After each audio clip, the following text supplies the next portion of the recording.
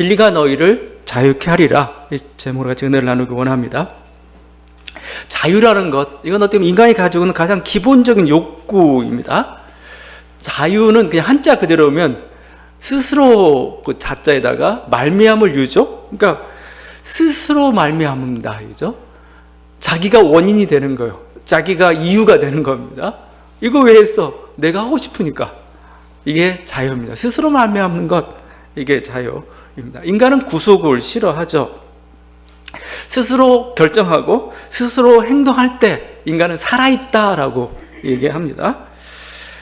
그 영화 그 빠삐용이 아직도 뭐 그 70년대 나온 60년대 나왔나요? 오래된 영화지만 굉장히 사람들의 감동을 주었던 것은 그 자유를 향한 그 열망, 그것을 너무 생생하게 느끼게 해줬던 거죠.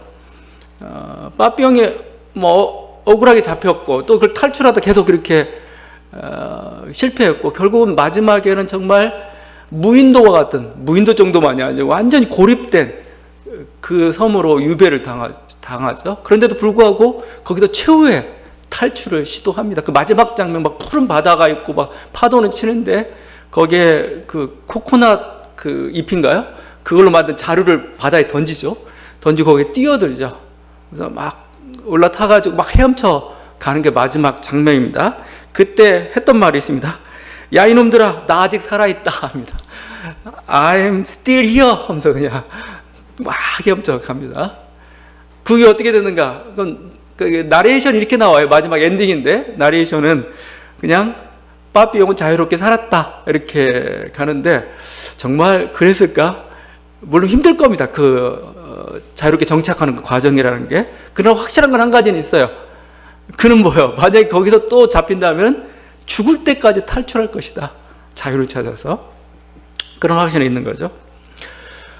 이런 감옥 탈출객들은 굉장히 감동을 줘요. 그 자유의 가치가 그만큼 소중하기 때문에 그런 거죠. 최근에는 뭐 최근이라 할 수 없지만 그래도 최근 영화로서는 쇼생크 탈출이 있죠. 그 탈출 장면도 굉장히 감격적이죠. 주인공 앤디라는 사람이 거의 막 20년 동안 감옥 이 벽을 숟가락으로 아니면 작은 도구로 손망치와 같은 그걸로 막 팝니다. 파가지고 구멍을 내고 하수도까지 연결시키고 하수도가 근 한 500m 가까이 되는 500야드로 나오는데 근 500m 가까이 되는 그 하수도로 기어가지고 나옵니다. 마침 그때 막 소낙비가 막 장대와 같이 막 쏟아지고 있었는데 그때 막 나오면서 너무 감격에 겨워가지고 하늘 향해서 두 팔을 벌리는 장면, 비를 맞으면서 그게 아마 이 영화를 상징하는 그런 장면이었던 것 같아요. 그 자유의 기쁨입니다. 그 장면도 굉장히 이렇게 감동적이지만 그 중간에 그런 장면이 있습니다. 이렇게 주인공 앤디가 감옥의 방송실에 들어가가지고 거기서 무단으로 그 모차르트의 피가로의 결혼을 틀어주는 장면이 또 굉장히 사람 마음을 뭉클하게 하죠. 막 피가로의 결혼, 그 아리아, 두 명의 아리아의 그 노래가 온 감옥을, 온 교도소 전역을 다 휘감아 돌고 있는 그 장면. 그럼 사람들이 그 하늘을 바라보고 있는 그 소리를 듣고 있는 그 장면이죠. 이 때문에 그 앤디는 결국 뭐 독방에 2주 동안 갇히게 되는 그 징벌을 받기도 하지만 그때 감동을 같은 동료 무기수였던 그 레드가 이렇게 얘기했습니다. 노래가 아름다웠다. 말로 표현할 수 없었다. 그래서 가슴이 아팠다. 꿈에서도 생각할 수 없는 높은 곳에서 아름다운 새 한 마리가 날아든 것 같았다. 벽돌도 무너지고 그 짧은 순간에 쇼생크 감옥 모두는 자유를 느꼈다. 이거죠. 음악이 가져다 준. 나중에 한번 여러분 피가로의 결혼 한번 이 두 명의 아리아의 그 아름다운 선율을 한번 들어보세요. 이 자유를 찾는다는 것 이만큼 소중하고 어떻게 보면 자유를 찾아 나선 것이 인류 역사입니다. 여러분이 만약에 세계사를 쓴다, 여러분이 만약에 한국사를 쓴다, 그러면 하나의 그 뭔가 맥락이란 게 잡고 싶은 게 있을 거죠. 그 맥락이 뭐예요? 자유를 찾은 역사죠. 자유를 찾아 나선 역사. 그걸 우리가 민주주의라고 표현도 합니다. 왕이나 특권층만이 자유로운 게 아니고 그 모두가 다 평등하고 자유로운, 평등이라고 할 때 뭐예요? 모두의 자유가 보장되어야 된다는 그런 거잖아요. 그런 방향으로 나아갔던 거죠. 최근 그 미얀마의 민주 항쟁은 역시 인류의 어떤 공동의 발걸음이었다고 좀 생각하고 그게 그쪽 지역에서 일어나고 있고 그것을 격려하고 지원하고 해야 될 것입니다. 우리가 일제 하에서 일제 그 군합발 하에서 그냥 거기에 빌붙어 가지고 거기에 맞추어서 편하게 살 수도 있었어요. 근데 끝까지 투쟁을 하고 저항을 했죠. 뭐냐면 민족이란 공동체의 자유 때문에 그랬습니다. 가난하다, 부하다, 뭐 그 때문에 우리나라가 근대화가 좀 되었다. 그건 엉터리 소리죠. 인간에게 있어서 소중한 것은 빵보다 자유입니다. 자유. 내가 조금 덜 먹어도 나는 자유로운 거. 내가 선택한 내 빵을 먹겠다는 겁니다. 이게 인간에게 얼마나 소중한 것인지. 여러분 교도소하고 제가 수도원의 차이가 뭐냐 이거. 둘 다 감옥이에요. 다 갇혔어요. 근데 교도소는 자유가 없다는 거고 수도는 뭐요? 내가 자발적으로 선택했다는 거죠. 그게 자유죠. 그 자유가 있다는 겁니다. 그래서 그렇게 구속되어 있지만 그 개념이 다른 거죠. 이게. 우리가 그 인류가 어떤 경제 아니면 과학기술 같은 것을 발달시켰던 그 이유도 뭡니까? 그것은 빈곤과 공포로부터 자유를 추구했던 거죠. 배고프고 질병이 시달리면 자유가 없어요. 그거 부자유한 거죠. 인간의 자유가 없는 거죠. 과학을 발달시킨 이유는 뭐냐? 인간의 자유를 이 자유를 누릴 수 있는 그 생명을 더욱더 확대시키기 위해서 있다. 이렇게 볼 수도 있는 겁니다. 지금 어떻게 보면 그래서 코로나 사태는 어떤 인류가 맞은 자유의 위기라고 볼 수가 있죠. 유럽 같은 데는 말을 잘 안 들어요. 우리나라는 아직도 이 공동체성이라는 게 굉장히 강해서 그래도 이웃을 생각하면서 좀 참고 백신도 맞고 막 그러죠. 근데 유럽은 아주 자유정신이 너무나 강해가지고 봉쇄에도 막 나가려고 해요. 막 못 견디겠다 막 이거죠. 하여튼 인류의 어떤 위기죠. 그러나 어떻게 보면은 자유를 제한했기 때문에 이 위기는 지나갈 겁니다. 실제 또 극복할 겁니다. 어떤 식으로든 인간은 자유를 빼앗기고는 살 수가 없는 그런 거죠. 그런 존재입니다. 이 자유의 욕구는 사실은 이미 창조 때부터 시작이 됐습니다. 창조. 하와 아담이 우리가 타락했다고 하죠. 근데 타락의 본질이 뭐냐 이거예요. 우리가 얘기하는. 거기 보면은 신과 같이 되려고 했다 이렇게 표현하고 있습니다. 신과 같이 되려고. 신과 같이 되려는 게 결국 뭐예요? 신으로부터의 자유죠. 나 신의 구속받기 싫어. 이런 거죠. 그래서 어떻게 보면은 저는 그 탕자의 비유 있죠. 예수님의 비유 중에 탕자의 비유가 우리 인류사를 잘 보여주고 있다는 거 생각해요. 탕자가 아버지로부터 독립하죠. 마치 인류가 신으로부터 독립하는 것 같이 나 혼자 살아보겠어. 나의 결정에서 더 이상 아무 말 마라. 난 그냥 그렇게 살 거야. 라고 뛰쳐나온 거죠. 근데 문제는 그 결과로 정말 자유를 얻었느냐 이거야. 정말 자유를 얻었느냐. 탕자는 오히려 돼지보다 못한 그 비인간적인 그런 사태가 벌어지고 만 거죠. 그쪽으로 그냥 전락하고 만 겁니다. 신으로부터 독립한 인류는 대신 죄의종이 되었다는 거죠. 그게 사실은 우리들이 얘기하는 신학에서 자유주의 다음에 신정통주의라게 등장을 합니다. 왜 등장했느냐? 자유주의에서 막 좋다라고 갔습니다. 근데 보니까 이 사람들이 정말 자유를 찾아간 게 아니고 민족의 이념에 민족이라는 이념, 뭔가 어떤 그 이념 속에 사로잡혀가지고 결국 빚어놓은 게 제1차 세계대전이었던 거죠. 제2차 세계대전이었던 거고, 결국 인간의 이성이라는 게 인간이 정말 자유를 찾아 나섰는데 정말 자유를 찾았느냐라는 문제제기에서 나온 게 사실은 신정통주의라는 겁니다. 다시 신에게로 돌아가자. 그래야 거기에 참 자유가 있다라고 선언한 거죠.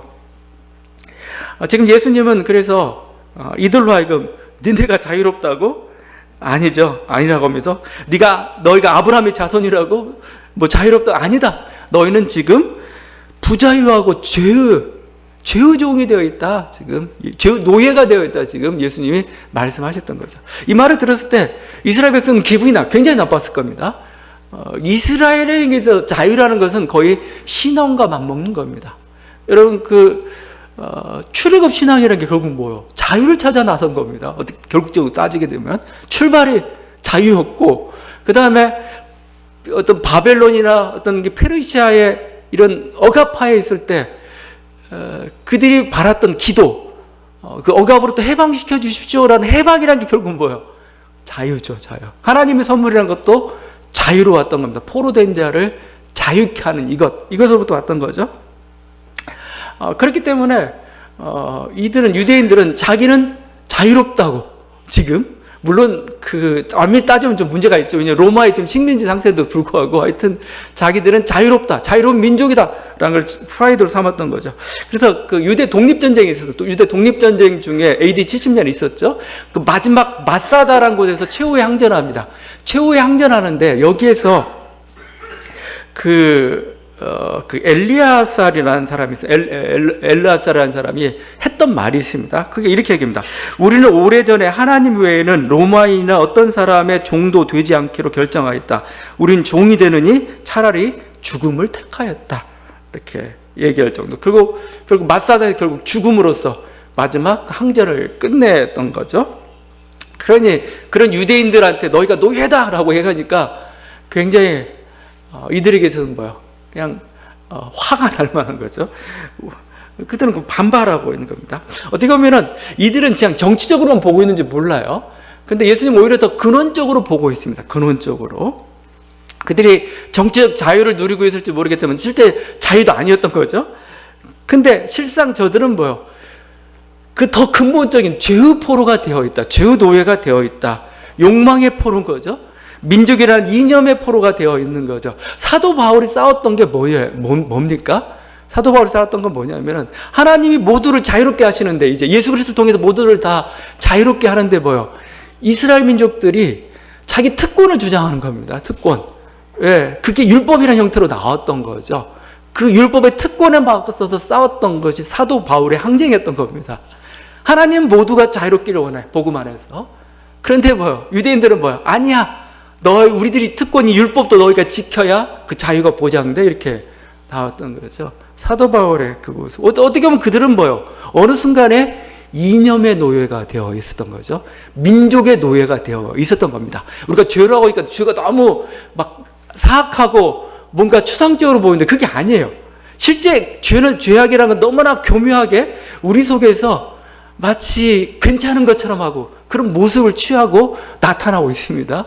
근데 그게 어느 순간에 정말 폭로가 될 때가 많아요. 그게 심할 경우에는 제국주의로 나타난 거고, 그게 세계대전으로 나타났던 거고, 이와 같은 민족적 차별로 나타나고 했던 것이죠.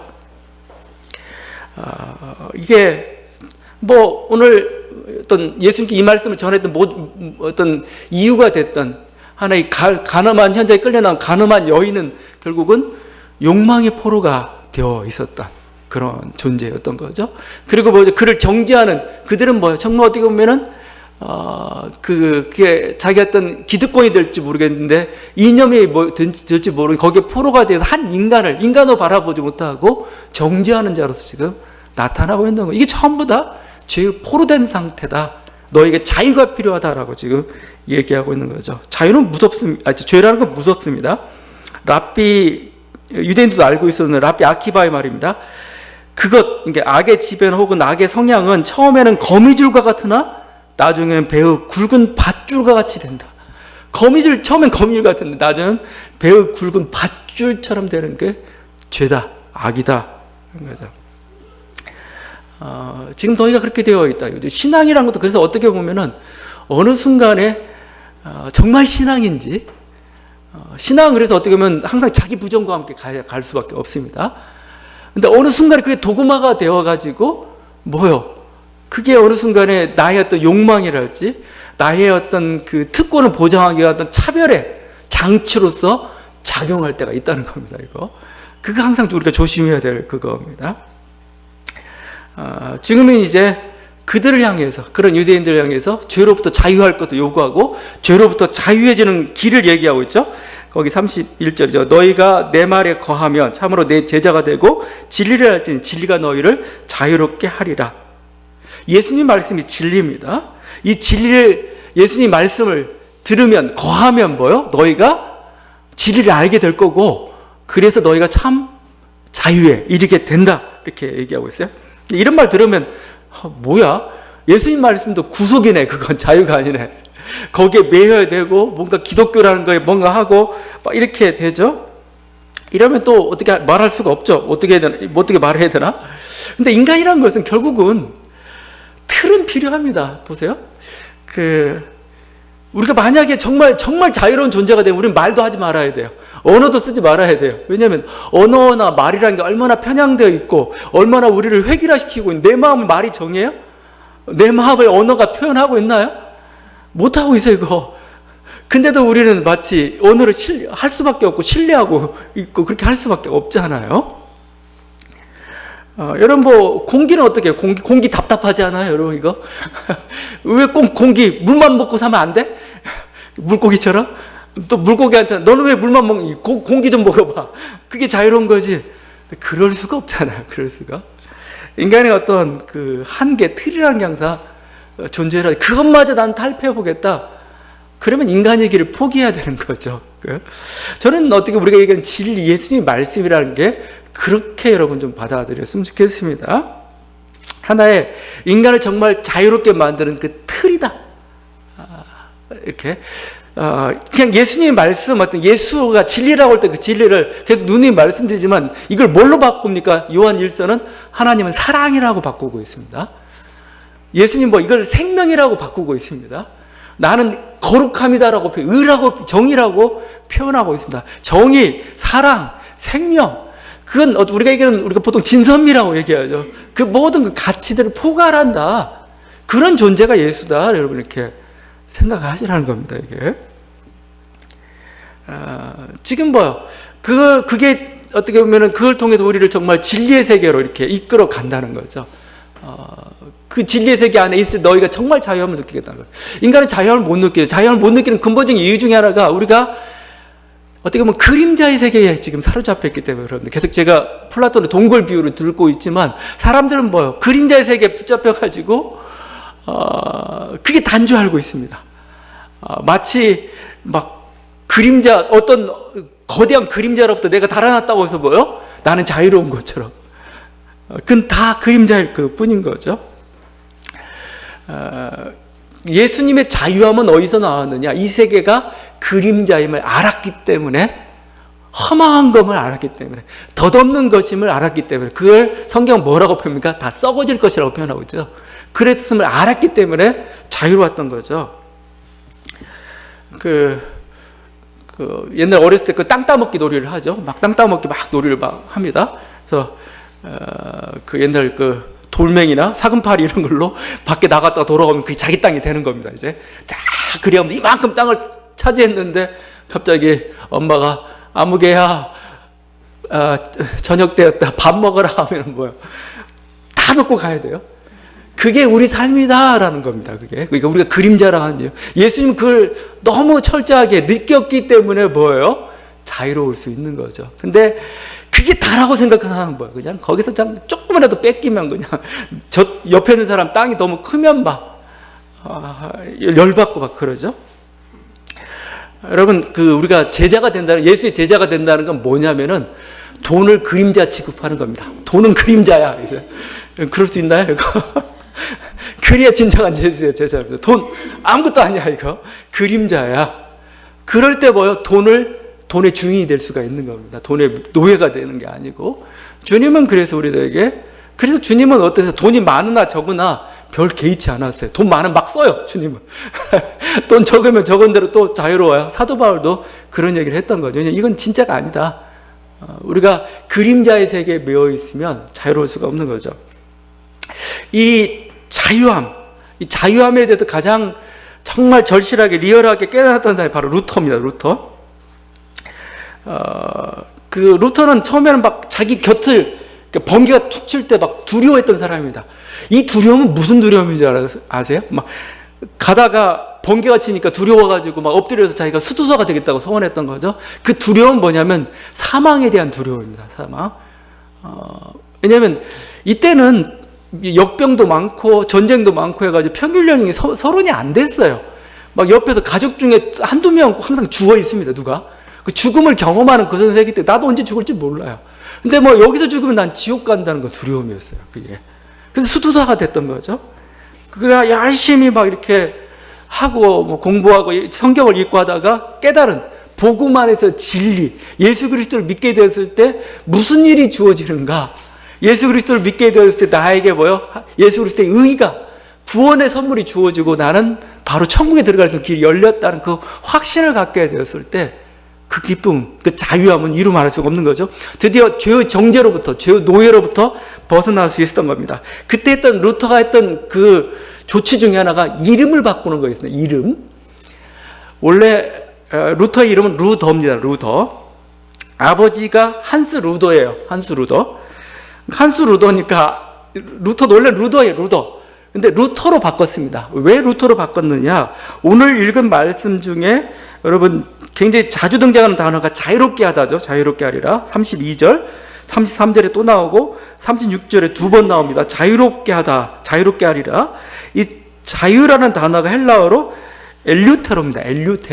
엘류테로. 비슷하잖아요. 루테에서 루터로 바꿨어요. 거기서. 자기 루더인데 나는 이제부터 루터. 결국 뭐예요? 나는 자유인이다. 자유. 그 자유인이란 그 의미는 뭘까요? 나는 이제 뭐예요? 죄로부터, 나는 심판으로부터 이제 나는 자유로워. 나는 이제 두렵지 않아. 옆에 번개가 쳐도 나는 두렵지가 않아. 이거죠. 그럴 뿐만 아니라 이제는 뭐예요? 나는 로마 교황의 그 종교 권력이 더 이상 두렵지가 않아. 나는 황제라는 어떤 세속 권력이 더 이상 두렵지가 않아. 나는 이제 내 양심에 대해서 자유해. 난 내 생각에 대해서 자유해. 여러분, 종교개혁의 가장 중요한 것 중 하나 양심의 자유입니다. 양심의 자유. 물론 여기는 신앙 양심 얘기했지만 그게 그거니까요. 양심의 자유가 엄청 중요합니다. 이걸 내가 말씀을 읽고 내가 생각하고 내가 깨달은 어떤 은혜 있죠? 이거에 대해서 어떤 교리나 어떤 그 모든 것을 나를 타치할 수가 없어. 우리 기장 헌법의 첫 번째 양심의 자유로 얘기합니다. 양심의 자유. 왜 갑자기 여러분 양심의 자유하게 되면 갑자기 이건 너무 인간적이고 그렇게 생각 아니에요. 종교의 정신입니다. 정신. 그죠? 어떠한 것도 하나님 말씀 외에 나를 구속할 수가 없어. 사실 어때냐면 저는 근대 이성이나 근대 과학의 출발에 하나의 근거를 마련하는 게 종교개혁이에요. 종교개혁. 우리 이성을 생각하고 이거에 대해서 뭐요? 자유가 부여가 됐던 거죠. 이게 바로 우리 주님 진리 안에 진리가 너희를 자유케 하리라 말씀의 의미인 거죠. 진리가 우리를 자유케 하는 것은 사실은 루터에게 볼 수는 알겠지만 우리가 만약에 이렇게 뭐 그냥 의식적으로 그래 오라 난 진리 알았어 그래서 정도는 아니죠. 그 진리가 가져다는 그 힘이 있으면 우리가 알게 된다는 거, 우리가 깨닫게 된다는 것이 가져다는 그 놀라운 힘이 있어요. 힘. 알았어는 그냥 정보 정도만이 아니고 우리가 안다는 건 뭐예요? 깨닫는 건 뭐예요? 파워를 가져다 줘요. 파워. 그래서 바울이 했던 말이 뭡니까? 복음에는 하나님의 능력이 있답니다. 능력. 복음엔 능력이 있습니다. 그냥 아이고 깨달았을 정도만이 아니고 이 들었고 알았고 고백했는데 이게 뭐예요? 파워로 작용을 한다는 거죠. 저는 그게 이 죽음 문제, 특히 사망, 오늘 부활절인데 부활과 관련돼서 작용하고 있다고 생각을 합니다. 사도 바울이 고백이죠. 사망아 너의 승리가 어디 있느냐? 사망아 네가 쏘는 것이 어디 있느냐? 어떤 인간이 이런 얘기를 할 수가 있는가? 바로 예수 그리스도의 부활을 목격했고 그 부활 신앙을 가졌기 때문에 더 이상 이 사망이 주는 그 힘으로부터 더 이상 두렵지가 않아요. 이제 오히려 바울은 나는 이 육신에 이걸 벗고 그리스도께로 가는 게 더 빨리 가기를 원하는 게 나의 원하는 바다라고까지 할 정도가 되었다고. 죽음으로부터 벗어난 거, 죽음의 위협으로부터. 이 죽음에 대한 어떤 그 공포에 대해서 가장 잘 이렇게 분석하고 있는 게 저는 키에르케고르 같아요. 키에르케고르의 죽음에 이르는 병, 그 가장 대표적인 책이죠. 키에르케고르는 실존 철학자입니다. 실존은 그냥 나 개인의 존재, 모든 건 사실은 개인의 존재로부터 시작되는 거죠. 어떤 보편적인 법칙, 그건 상관없어요. 내가 아프면 우주가 아픈 거예요. 내가 태어나던 날이 세상이 태어나는 날이고, 내가 죽으면 나도 끝나는 거예요. 세상이 끝나는 거예요, 이게. 그 철학입니다. 그 중심의 철학인데, 그 실존 철학의 가장 딜레마가 가장 곤혹스러운 게 뭐예요? 실존의 죽음이잖아요. 그런 내가 죽어야 돼. 생각하는 내가, 우주의 주인인 내가 죽어버려야 돼. 그래서 이걸 키에르케고르는 이렇게 합니다. 죽음에 이르는 병에 걸렸다. 그래서 인간은 죽음에 이르는 병. 왜냐하면 이 죽음이란 내가 언제 끝난다는 생각 때문에 보여. 여기서 자기 실존을 마음대로 발휘를 못하는 겁니다. 이걸. 이미 생명에 대한 사형 선고를 받고 감옥에 있는 존재와 같은 게 지금 인간인 거죠. 죽음을 안고 있는 자가 그러니까 절망하지 않는 건 사실은 비정상이죠. 절망할 수밖에 없는 게 인간의 모습입니다. 자, 근데 분명히 절망이 와요. 그 신호가 옵니다. 내 마음 가운데 아니면 내 눈으로 깨달아지고 뭐 절망의 신호가 옵니다. 근데 여기에 사람들이 반응을 합니다. 그 반응한 부류에 따라서 한 세 부류로 나눴는데 가장 위험한 절망은 뭐냐 이거야. 가장 위험한 절망은 이렇게 표현합니다. 자신이 절망에 빠져 있음을 모르는 절망이다. 자기는 절망 가운데 있는데 자기가 거기에 절망에 빠져 있는 지금 유대인들이 지금 하는 거와 내가 언제 노예야 이런 거나 마찬가지죠. 그래서 뭐라고 표현하면 이들은 마치 알코올 중독자 같다고 얘기합니다. 술에 취해 있어야 행복한 사람들. 그래서 뭔가 무시해버리죠. 망각해버린 거죠. 그냥 잊어버린 겁니다. 제정신 차리는 게 두려운 사람들입니다. 이렇게 표현합니다. 제가 술이라고 표현했지만 이걸 다른 식으로 표현하면은 어떤 물질이 될 수가 있죠. 그게 이념이 될 때가 있죠. 거기에 막 취해가지고 자기 삶의 보람이 거기에 있어요. 제가 페이스북을 봐도 어떤 사람은 이 사람이 신앙인인지 이념인인지 모를 때가 있어요. 거기서 행복을 맛봐요. 자기 지지하는 세력이 득세하면 막 너무 행복해하고 거기 망하면 자기도 망하는 것처럼 막 이렇게 막 되어 있는. 아예 이렇게 하지. 약간 요즘식으로 표현하면은 키에르케고르의 표현입니다. 이런 겁니다.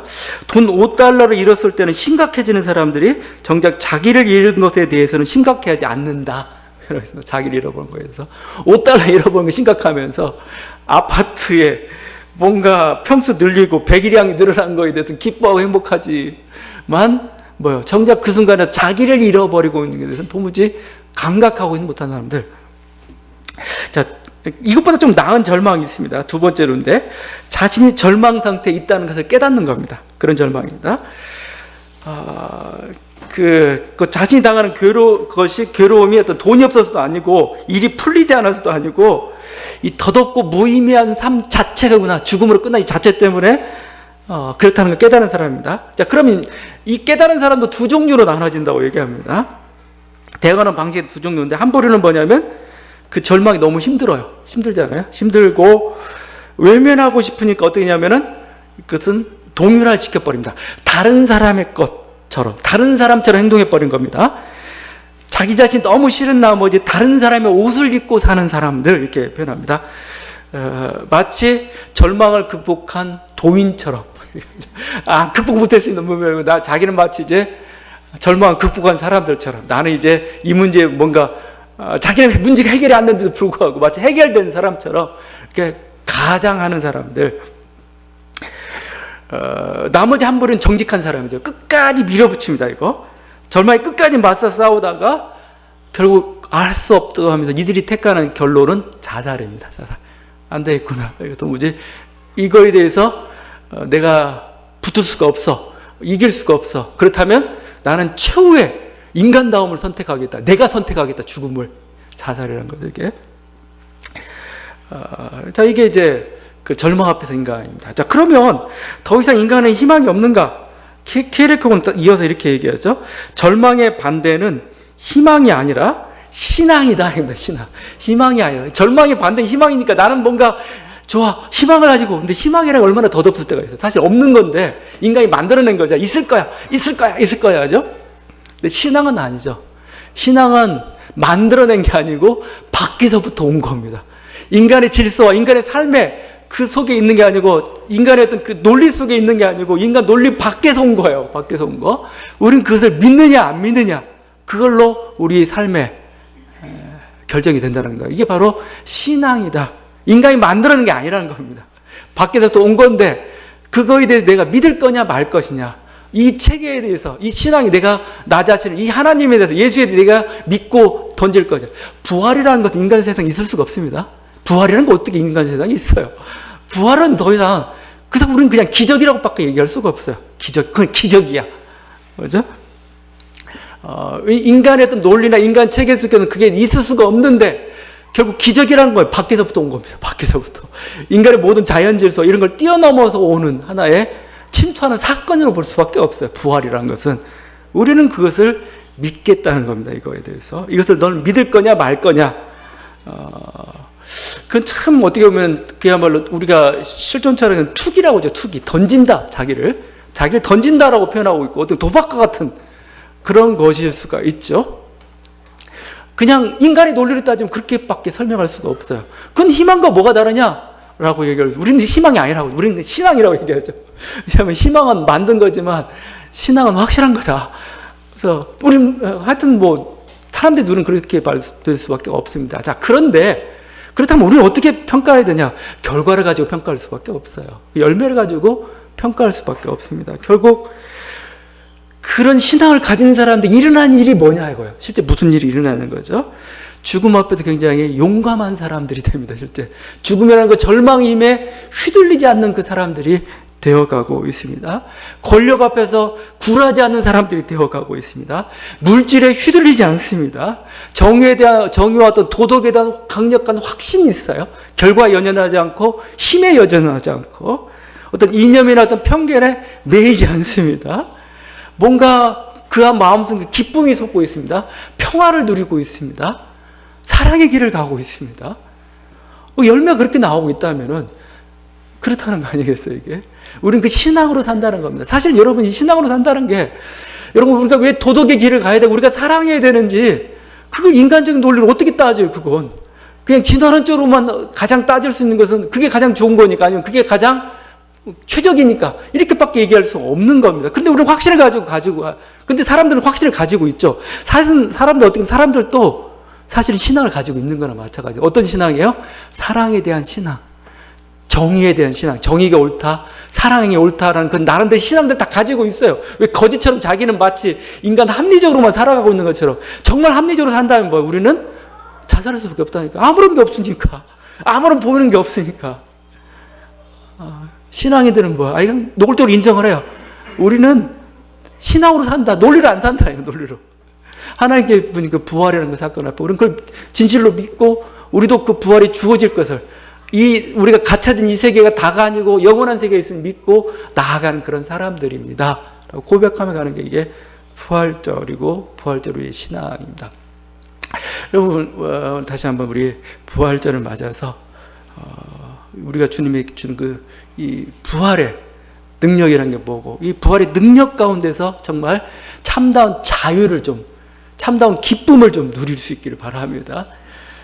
우리의 어떤 삶의 모습은 정말 그렇지 않은 것 같아요. 지금 보면은 우리들이 정말 부활신앙을 가진 자가 영원한 세계에 대한 어떤 희망과 그런 어떤 그 확신을 가지고 있는 사람의 삶의 모습인가 다시 한번 돌아보기 바랍니다. 우리 주님께서는 그 확신을 가진 자들에게 자유함을 주십니다.